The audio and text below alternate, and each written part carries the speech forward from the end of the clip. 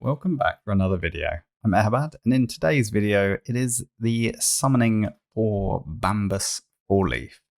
Before we actually get into the summon rush itself, obviously I did do a fusion guide, and I said that realistically, in my opinion, either go for Selenia Nightcloak at 2150, or if you can, push all the way to the Eternal Soulstone. Sorry about that, I can't speak. Because you might as well, for the additional 2,100 points, pick up these high value items just here. Now, before we actually do the summons themselves, and we've obviously got summons to do on both accounts, 15 sacreds on each account, which will actually be the biggest summoning session I've ever done in whatever it is, like 3.5 years of Raid Shadow Legends. But anyway, I digress. What I wanted to briefly talk about before we actually do the summoning is kind of in reference to a video Hell Hades actually put out during the week, where he was kind of talking about his own history, shall we say, with gambling and gambling type tendencies.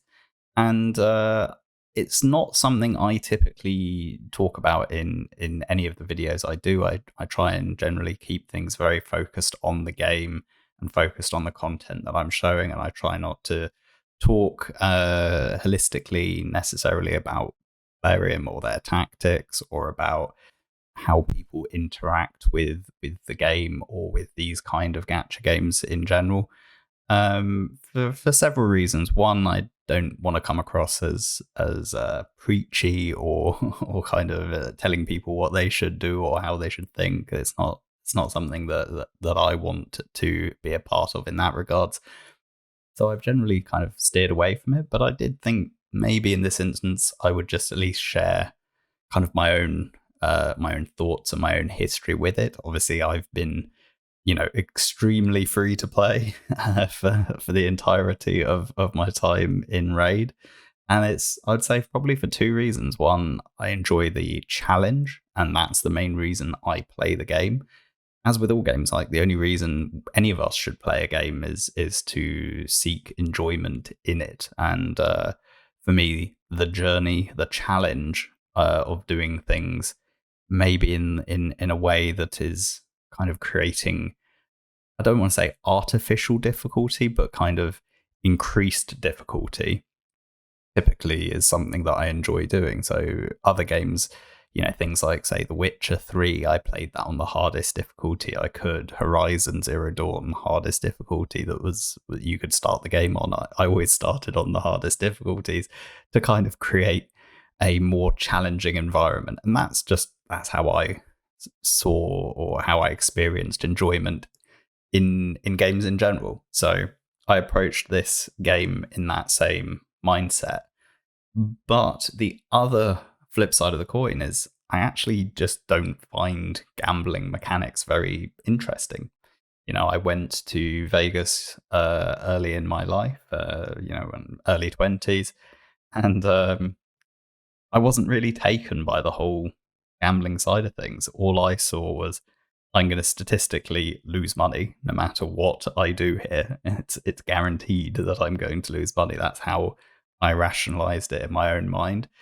And so I kind of created my own little way of kind of trying to enjoy my time there. And that was literally, can I get more in free drinks than I lose in the pursuit of gambling? And then I kind of create my own my own fun in the evening that way. But yeah, I just wanted to share that and say, ultimately, everyone should make their own decisions and do what brings them, what they think is the right thing for them. And I don't think it's possible for anyone to tell other people what they should do or not, because if someone tells you what you should do, if it's not something you're ready to hear or receptive to hear, then it will have no impact. So there's no point going down those kind of paths. But I just wanted to share those my kind of thoughts on that, and sort of a little bit of insight as to maybe why I'm so extremely free to play. And yeah, I just thought would start the video with that, and if you hate it, let me know in the comments. Otherwise, I'll never do it again. I don't know. Anyway, on to the summons. 15 sacreds. Let's see what we're gonna get. And we've opened it off with an Adriel. Not going to provide us with any kind of interest there. I would like to think we'd probably get one legendary in the 15. Roughly would be nice.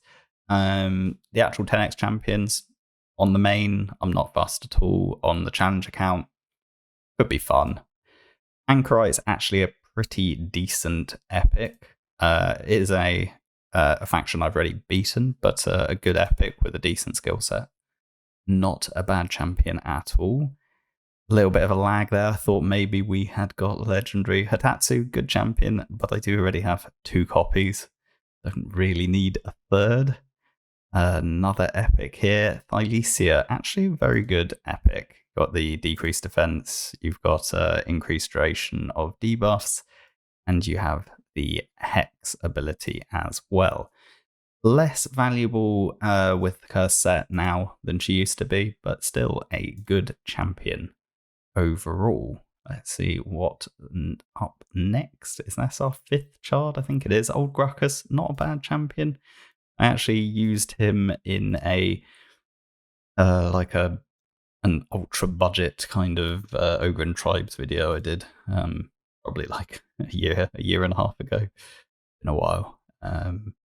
What have we got now? Alaric, not a good champion, to be honest. There's really, yeah. I mean, this is not a bad ability here. The problem is 4-turn cooldown, and then that's all right. I think this is just way too weak. As a consequence, doesn't really get used at all.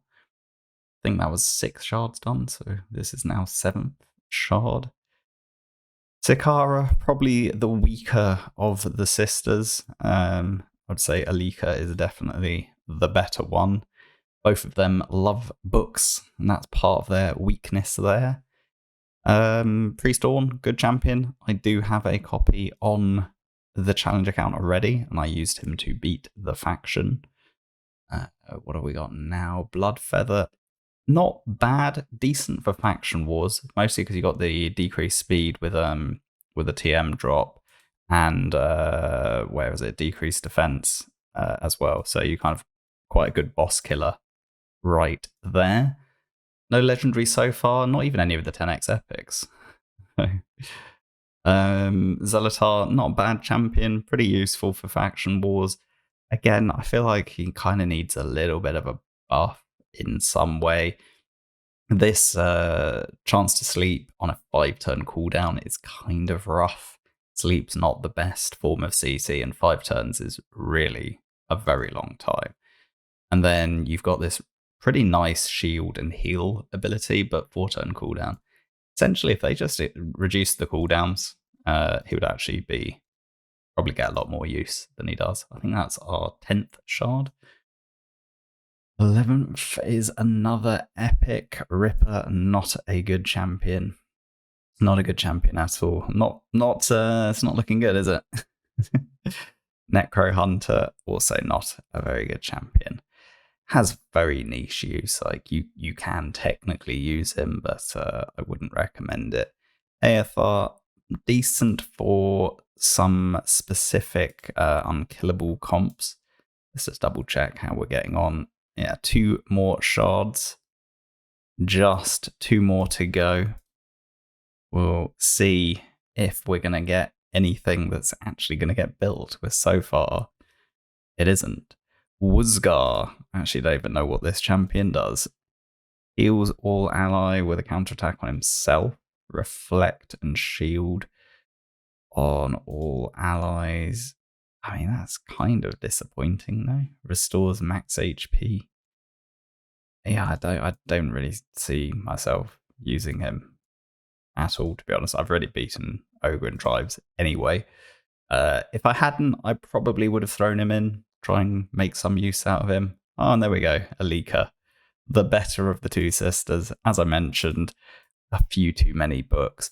But actually, if we were to carry on with this account in the long term, I'm pretty sure I'd build a leaker to have this skill cooldown ability right here, which would give me another way of sort of progressing in Tag Team Arena. Speaking of Tag Team Arena, I am actually potentially going to try and get up to Silver 2. The problem, obviously, is defensively. Don't have the strongest defenses in the game at all. A little bit weak there, and it's kind of showing. I did get up to the green, but I've obviously been beaten back down. So we'll see how that one goes on. Let me swap over to the main account. We'll do our summons there and see if we get a little bit luckier. Right, we're back on the main account. Similar situation. I'm going to go after this Eternal Soulstone here. So we again have 15 Sacreds to pull. Hopefully, I'll get a bit more lucky than I did on the challenge account. Armina, not a good champion. Hell Hades used her last year in his free-to-play challenge, or not, wasn't challenge account, but free-to-play series, and was underwhelmed.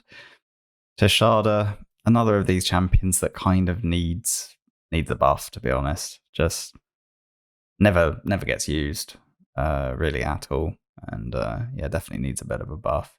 Cage Breaker, another very underwhelming epic, could use a little buff. We have got a legendary, we have struck gold.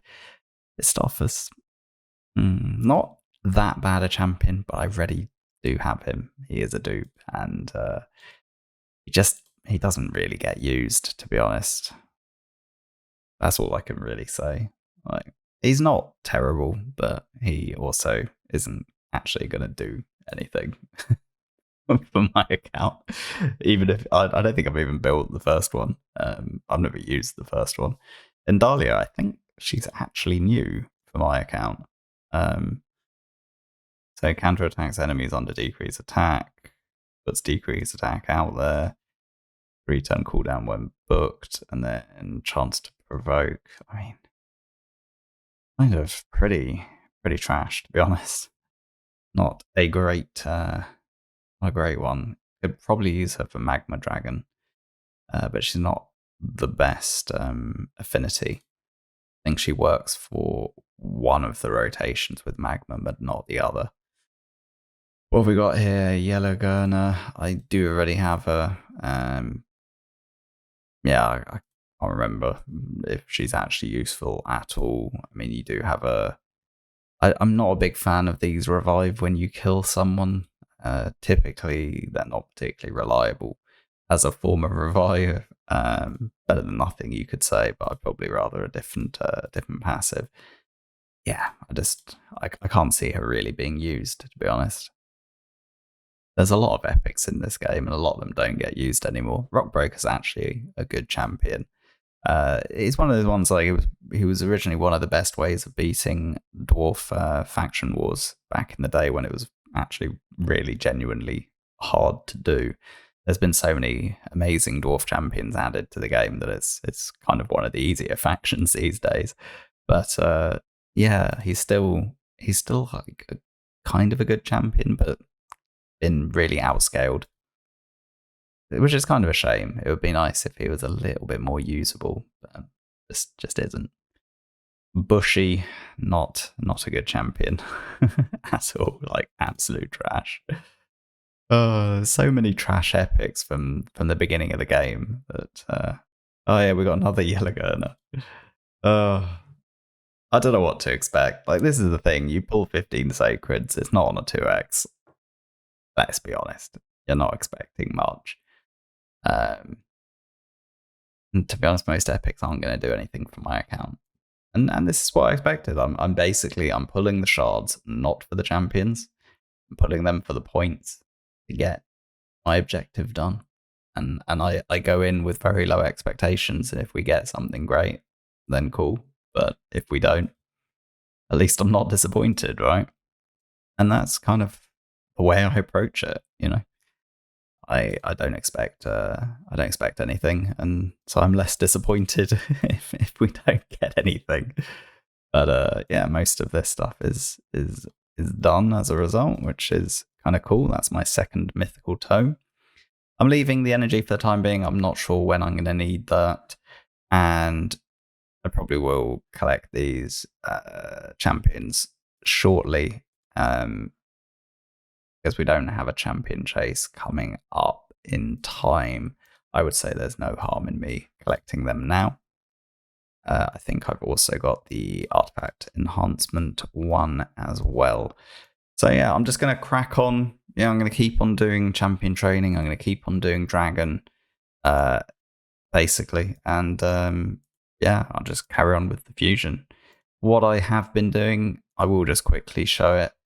I've been soloing stage 8 with my Theodore on the main account, soloing stage 25 normal on the challenge account.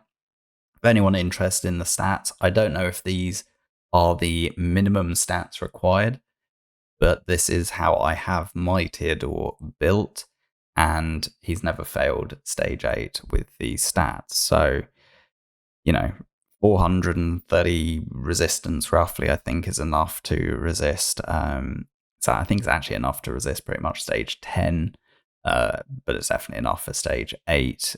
With his aura, we're just shy of 350 accuracy, which is plenty for this level.